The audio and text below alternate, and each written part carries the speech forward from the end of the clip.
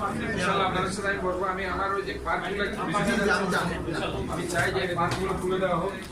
আমি এখানে এসে দেখি ওরা এখানে বসে আছে। আচ্ছা, আপনারা সবাই না, আমি ওদের সাথে আছি। আপনারা প্লিজ আপনারা চলে আসুন। আমি ওই ভিতরে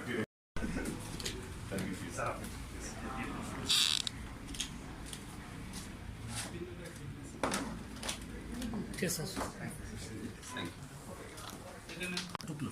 আপনারা একটু ধরে প্লিজ।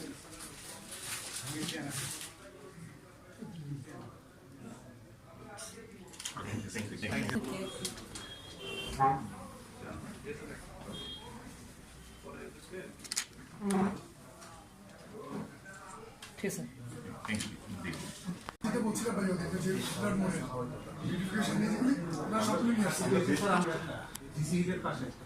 আমাদের নজরুল স্কোয়ারের পাশে যে গোপ চক্করটা আছে, আমরা একটা প্ল্যান করেছিলাম, বাট ডিউ সার্টেন রিজন আমরা এটা করতে পারিনি।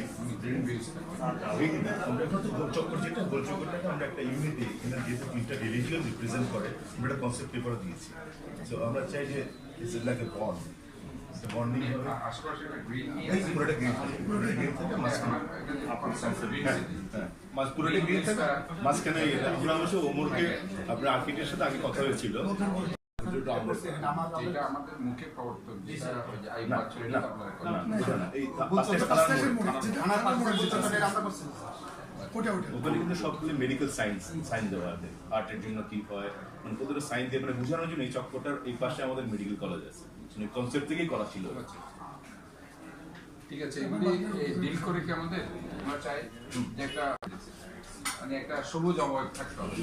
কেউ একজন দেখে মানে ধরেন আমার সিটিটাকে মনে হচ্ছে যে একটা সবুজের একটা সমারোহ আছে। আজকে যেমন আমি এই ওই দিন আমি বিপ্লব উদ্যান, সেটা ভালো কনসেপ্ট।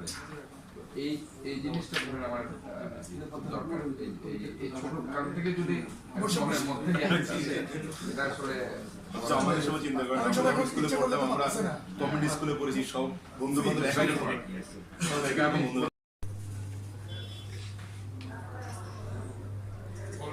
চট্টগ্রাম মহানগর বাস, মিনিবাস, হিউম্যান খোলা, auto, tempo, CNG, baby taxi মালিক সমিতির সাথে পক্ষ পরিবেশকদের মত বিনিময় সভা। এখানে আমরা আমাদেরকে ফোন করছি, বাংলাদেশ কাছে ওনারা একটা লিস্ট চেয়েছেন। এই প্রেক্ষিতে আপনার আজকে নজরুল সরকার, আমি চট্টগ্রাম। আগে একটু প্র্যাকটিক্যালি সলভ নেই আনতাম। আলাইকুম, সকালে আমার নাম মোহাম্মদুল ইসলাম, সদস্য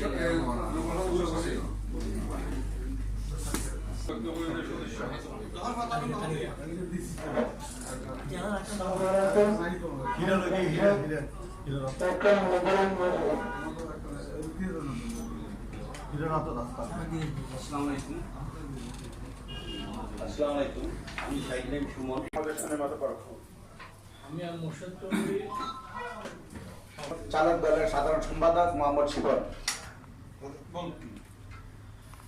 আসসালামু আলাইকুম, আমি মোহাম্মদ নূর মেহমুদ, সিএনজি চালক দলের প্রেসিডেন্ট, চট্টগ্রাম মহানগর। মোহাম্মদ জহিরুদ্দিন। আসসালামু আলাইকুম, আমি লেখা প্রকাশ প্রাইভেট লিমিটেডের কার্যকরী সদস্য মোহাম্মদ জাকাত।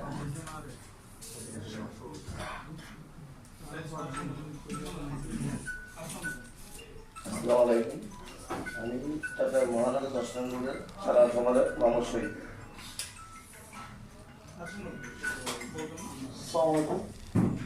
কার্জন, চট্টগ্রাম মহানগর ইউনিয়ন সড়ক পরিবহন শ্রমিক ইউনিয়নের সাধারণ সম্পাদক।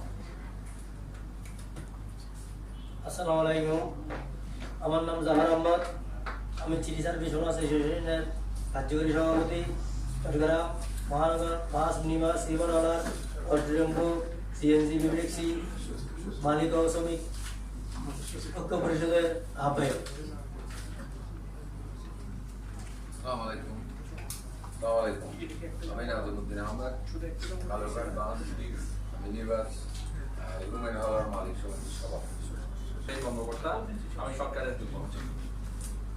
দেখি মনে হয় যে মানে অনেক গরিবী হালত, একদম লঙ্করচক্কর, এটা যেন রং করা হয়। এবং স্যার ওনারা কথা দিয়েছেন 6 মাসের মধ্যে গাড়িগুলো রং করবেন। আমি জানি না আপনারা জানেন কিনা বিষয়টা। আপনারা কিন্তু কথা দিয়েছেন এই বিষয়ে। আরেকটা বিষয় হচ্ছে যত্র বাসগুলা দাঁড়ায় দেখে আমাদের যানজটটা অনেক বেশি হবে, সেই জন্য ডেডিকেটেড একটি বাস প্রতিটা জায়গায় বাস স্টপ করার জন্য এই দুইটি নির্দেশনা দিয়েছেন। আমার মনে হয় আপনারাও এখানে আছেন, আপনারাও এখানে ফ্লোর ওপেন, আপনারা আপনাদের মতামত দিবেন, এরপরে আমাদের মাননীয় মেয়র মহোদয় দিক নির্দেশনা বক্তব্য দিয়ে আমাদের আজকের সভা। মনে করেন এই যে ব্যাটারি তেল রিক্সাগুলা শহরের প্রধান সড়কে আছে, পুলিশের তো কথা হয়েছে, আমি কথা বলছি, পুলিশ বলেছে যে ঠিক আছে তোমরা অলিতে গলিতে চালাও, তারা অলিতে গলিতে চালায় না। তাই বলুন ঠিক আছে চালায় না যখন, আপনারা কাজ করেন, আপনার মালিক তো বলে দিচ্ছে, মালিকের কথা তারা শুনে না, তো আপনি ড্রাইভারের বিরুদ্ধে ব্যবস্থা নেন, তো আইন নেই। আমি তো এই কথা শুনি না, আইন নেই। আমি বলি আইন ফিট করে চালান দেন ধরে ধরে, বলে আইন নেই। তাহলে ওরা লাগিয়ে রাখছে কারা? যেটা আমার ধারণা, যেটা আমার চিন্তা, আজকে পুলিশ এই ঘটনা করে বেড়াচ্ছে, না হলে যানজট কেন হবে? শহরে এই যে রিক্সাগুলো চলতেছে, এই রিক্সাগুলো কি সড়ক বন্ধ করতে পারে না? ওনারা 100 বন্ধ করে রাখে, একটা জরিমানা করে আবার ছেড়ে দেয়, যুগিয়ে ধরেন ছাড়বেন না। এগুলো আমার কথা আর কি, না আমি বলেছিলাম, ওনারা আমাদের কথা রাখে নাই।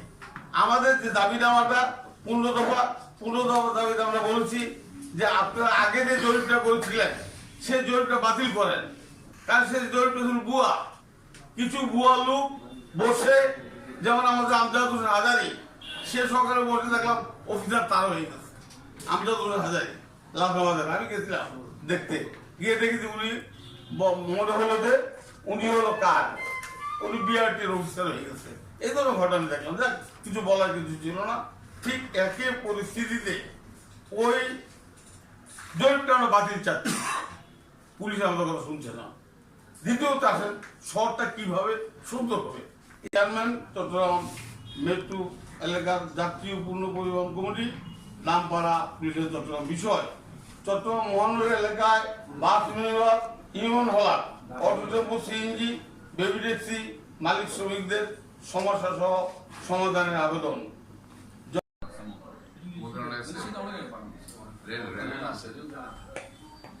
ওই সূত্রটা আছে যে যেটা আমাকে বলে লাভ নেই স্যার, এগুলো আমাদের হাতে কোনো এগুলো আসলে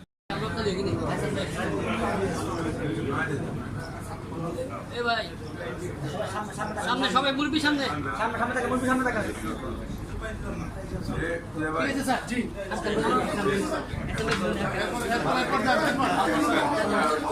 মিষ্টি তো মিষ্টি আর না হয় মিষ্টি ওর রাইট আর রাইট মিষ্টি দর্শন হবে এই মিষ্টি অর্ডার আরে মিষ্টি মিষ্টি গুলো দিতে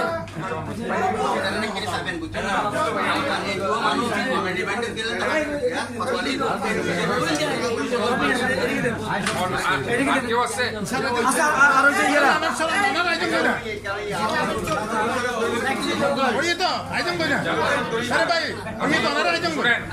আমি প্রাক্তন কমিশনারদের নিয়ে একটা শুধু কমিশনার, আমি তাদের কাছ থেকে কিছু অ্যাডভাইস নিতে চাচ্ছি।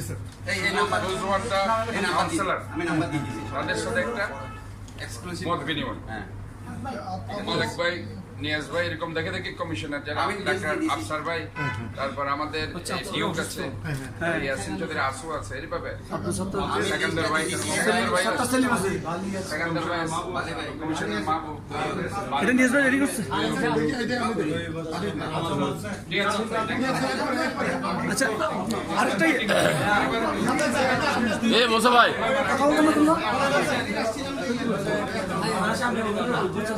আমাদের এই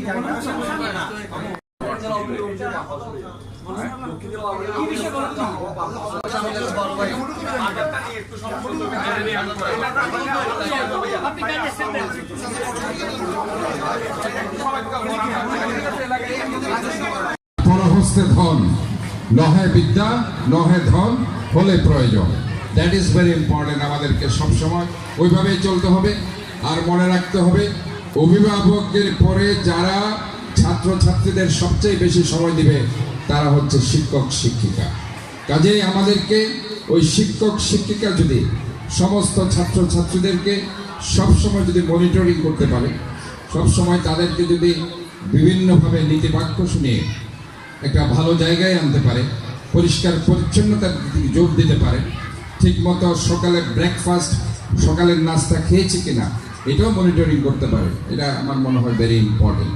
আমি এখানে বিভিন্ন স্কুলে আমাদের একটা চিন্তা ভাবনা আছে, এটা যদিও একটা সময় সাপেক্ষ ব্যাপার, কারণ mid day meal is very important, যেটা আজকে অনেকে সকালে আসে 4টা 4:30টায় তারা হয়তো এখান থেকে যায়, মাঝখানে তারা কী খায় সেটা আমরা জানি না। কাজে ছাত্রছাত্রীদেরকে যদি ব্রেইন ডেভেলপমেন্ট করতে হয়, ব্রেইন ওয়ার্ক করাতে হয়, এইগুলির কোনো বিকল্প আমি দেখছি না। ৭৭ সালে মহান স্বাধীনতার মাধ্যমে লাখো শহীদের রক্তের বিনিময়ে, মা বোনের ইজ্জতের বিনিময়ে দেশটি স্বাধীন হয়েছে এবং ৯০-এর স্বৈরাচার বিরোধী আন্দোলনে আরেকটি গণতান্ত্রিক সরকার বিভিন্নভাবে বিভিন্ন সময়ে কাজ করেছে এবং আবার 2024 সালে গত 16টি বছর যে আন্দোলন সংগ্রামের মাধ্যমে যে জুলাই আগস্টের সর্বোপরি ছাত্র জনতার আন্দোলনের মাধ্যমে একটি নতুন বাংলাদেশ হয়েছে। আসুন আমরা সবাই মিলে ঐক্যবদ্ধভাবে একটি সুন্দর, দুর্নীতিমুক্ত, সমৃদ্ধশালী বাংলাদেশ আমরা গড়ে তুলি। এবং আমি মনে করি এখানে ছাত্রছাত্রীদের সবচেয়ে ভূমিকা আছে। আমি তাদেরকে ধন্যবাদ জানাতে চাই, যখন ট্রাফিক সিস্টেম ভেঙে গিয়েছিল তারা সেখানে ট্রাফিকের কাজ করেছে, যখন এখানে নালা নর্দমা পরিষ্কার ছিল না তারা সেগুলো করেছে। আজকে তাই আমি বলছি, আমি মেয়র হিসাবে নয়, চট্টগ্রামের একজন নগর সেবক হিসাবে আমি আমার ছাত্রছাত্রীদের বলতে চাই, তোমরা যদি ট্রাফিক সিস্টেমের ভেঙে যায় আবারও তোমাদেরকে নিয়ে আমি কাজ করব। আবারও যদি নালা নর্দমা পরিষ্কার করতে হয়, শহরকে পরিষ্কার রাখতে হয়, প্রয়োজনে তোমাদেরকে নিয়ে আমি শহর পরিষ্কার করব। আমি চাই তোমরা আমার সাথে থাকবে। আমি সবাইকে নিয়ে একটি সুন্দর green city, clean city, healthy city, চট্টগ্রামকে বাংলাদেশের মডেল হিসাবে সাউথ এশিয়াতে প্রতিষ্ঠিত করতে চাই। আমি আপনাদের এখানে যারা অভিভাবকমণ্ডলী, শিক্ষক শিক্ষিকা, আপনাদের প্রতি অনুরোধ জানাচ্ছি, আপনারাই হচ্ছেন তাদের প্রকৃত গার্ডিয়ান। কাজেই আপনারা তাদেরকে ছাত্রছাত্রী হিসাবে নয়, আপনারা তাদেরকে ছেলে মেয়ের চোখে দেখবেন। এই বিদ্যালয় থেকে একদিন কেউ মন্ত্রী হবে, কেউ মেয়র হবে, কেউ বড় ডাক্তার হবে, কেউ বড় ইঞ্জিনিয়ার হবে, কেউ বড় শিক্ষক হবে, কেউ বড় আইনজীবী হবে, কেউ বিচারক হবে, বাংলাদেশের মুখ উজ্জ্বল করবে। আমি আবারও আপনাদের সবার সুস্বাস্থ্য, দীর্ঘায়ু কামনা করছি এবং সবাইকে ধন্যবাদ, মোবারকবাদ, শুভেচ্ছা জানিয়ে আমি আমার বক্তব্য শেষ করছি। আল্লাহ হাফেজ, সবাইকে ধন্যবাদ। ৩৫ বছর পূর্বে আমি আমার ছাত্র জীবনে এক ধরনের ফিরে গেছি, এক ধরনের নস্টালজিক হয়ে গেছি। কারণ আমাদের সময়ে এই যে বার্ষিক যে ক্রীড়া প্রতিযোগিতা এবং সাংস্কৃতিক অনুষ্ঠান, এটা অত্যন্ত বড় একটা অনুষ্ঠান হতো এবং এটা শুধুমাত্র সংশ্লিষ্ট শিক্ষা প্রতিষ্ঠানে না, এটা পুরো এলাকায় শ্বাস রব পড়ে যেত। বিভিন্ন ইভেন্ট হতো, বিভিন্ন এবং ছাত্রছাত্রীদের সাথে তাদের গার্জিয়ানরা, অভিভাবকরাও ওই অনুষ্ঠানগুলোতে অংশগ্রহণ করত এবং আমি দেখতাম হচ্ছে আপনার পুরস্কারের পরিমাণ অনেক বেশি থাকতো। আমার মনে আছে আর কি। যাক, আজকে আমার খুব ভালো লাগছে এই অনুষ্ঠানে উপস্থিত থাকতে পেরে। আসলে তোমাদের এই সময়টা অত্যন্ত গুরুত্বপূর্ণ। আমি সভাপতি হিসেবে আমার যে প্রটোকল, সবাইকে ধন্যবাদ জ্ঞাপন করা, কিন্তু আমি মনে করছি যেহেতু এখানে আমার ছাত্রীরা আছে, আমি কিছু কথা বলতে চাই। আমি কি বলবো? তোমরা একটু মন প্রাণ দিয়ে শুনবা। তোমাদের জীবনের সবচেয়ে গুরুত্বপূর্ণ সময় এবং এই সময়টা যে যতটা কাজে লাগাতে পারবে সে জীবনে তত বেশি সাকসেসফুল হতে পারবে। তো তোমাদের দায়িত্বটা কি অ্যাজ এ স্টুডেন্ট? নাম্বার 1, তোমাদের মূল দায়িত্ব হচ্ছে টু অ্যাকোয়ার নলেজ, পড়াশোনা করা। এবং এখানে তো ম্যাক্সিমাম আমাদের মুসলিম ধর্মাবলম্বী, আমরা কিন্তু আমাদের ধর্মের, আমাদের পবিত্র কোরআন কিন্তু শুরু হয়েছে ইকরা বিসমি রাব্বিকাল্লাযী খালাক, যে পড়ো তোমার প্রভুর নামে যিনি তোমাকে সৃষ্টি করেছেন। এবং আমরা মনে আছে সংস্কৃত ভাষায় আমরা পড়তাম ছাত্রনং অধ্যয়ন তপ, এবং ছাত্রদের প্রধান দায়িত্ব হচ্ছে পড়াশোনা করা। পৃথিবীর যত ছাত্রছাত্রী আছে পুরা পৃথিবীতে, এবং যতদিন পৃথিবী থাকে, যতদিন ছাত্রছাত্রী থাকবে, তোমাদের প্রধান দায়িত্ব থাকবেই কিন্তু পড়াশোনা করা। এইটাই তোমাদের প্রধান দায়িত্ব। এটা দশম শ্রেণী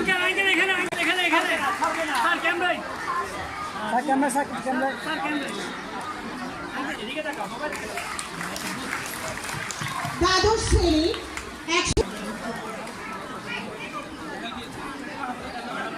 ছিল তুর্কি দাস। তুর্কি দাসকে তার পুরস্কার গ্রহণের যতম হয়েছিল। তুর্কি দাস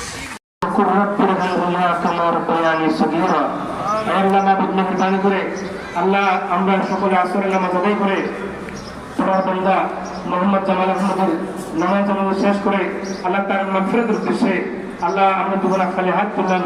মাহবুব মেহরবানি করে আমাদের সকলের খালি হাতগুলো আল্লাহ আমার ভক্তের মধ্যে করে মঞ্জুর করা আল্লাহ।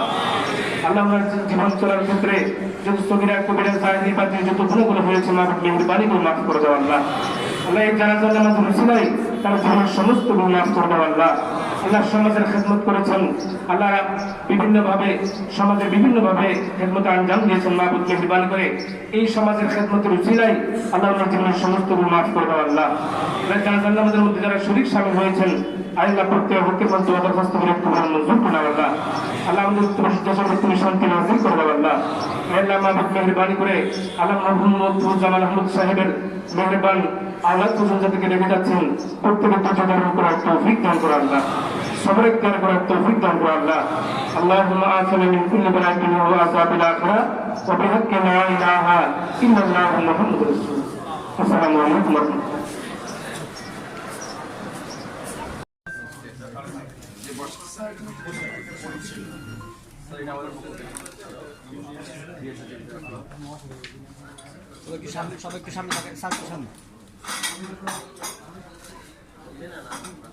ট্রাফিক হ্যাজার্ডস নিয়ে আমরা আর ড্রাইভারদের যে ব্যাপারটা ভেরি ইম্পর্টেন্ট। ড্রাইভারদের ব্যাপারটা আমরা আসলে আনি না, কিন্তু ড্রাইভাররা একসময় দেখা যাচ্ছে তারা অনেকে আবার অ্যালকোহলিজম পায়, অনেকের আবার আন্ডার এজ তারা গাড়ি চালায়, অনেকের দেখা যাচ্ছে তাদের লাইসেন্সে নেই, এটা আবার প্রশাসনিক। আরেকটা ভেরি ইম্পর্টেন্ট সেটা হচ্ছে মেডিকেল কস্ট, যেটা আমরা অনেক ক্ষেত্রে অ্যাভয়েড করি। মেডিকেল কস্টটা বলতে সাপোজ টু আমার একটা রোগ আছে, ধরো যেমন কারো থাকতে পারে ইপিলেপসি বলে। ইপিলেপসি হচ্ছে কনভালশন, সিজার ডিসঅর্ডার।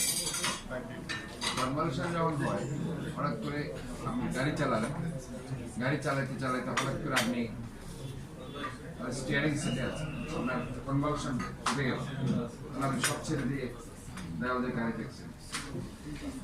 এই জন্য ওই ড্রাইভারের either he has history of convulsion or seizure disorder or he has been suffering heart attack, cardiac problem. কারণ কার্ডিয়াক প্রবলেম থাকে, সেক্ষেত্রে সিভিয়ার হার্ট অ্যাটাক যখন হবে তখন সে ছেড়ে দেবে, সে আর পারবে না। আচ্ছা, তার কার্ডিয়াক কোনো প্রিভিয়াস হিস্ট্রি আছে কি, কারো কনভালশন আছে কিনা, কারো ডায়াবেটিস আছে কি, ডায়াবেটিস থেকে ডায়াবেটিক শকে চলে যায়, ডায়াবেটিক শকে গেলে তখন আর গাড়ি চালানোর এই জিনিসগুলো আমার মনে হয় এগুলো জানা উচিত। সেইগুলো স্টপেজ যদি গাড়িগুলো থেমে যায়, এই দায়িত্বটা কিভাবে পালন করা যায়, তোমরা যারা ছাত্র আছো তোমাদের এই দায়িত্বটাতে কিছু পালন করা উচিত বলে আমি মনে করি। এটা যদি তোমরা যদি একটু দায়িত্ব নিয়ে প্লিজ না তোমরা নাস্তা করো।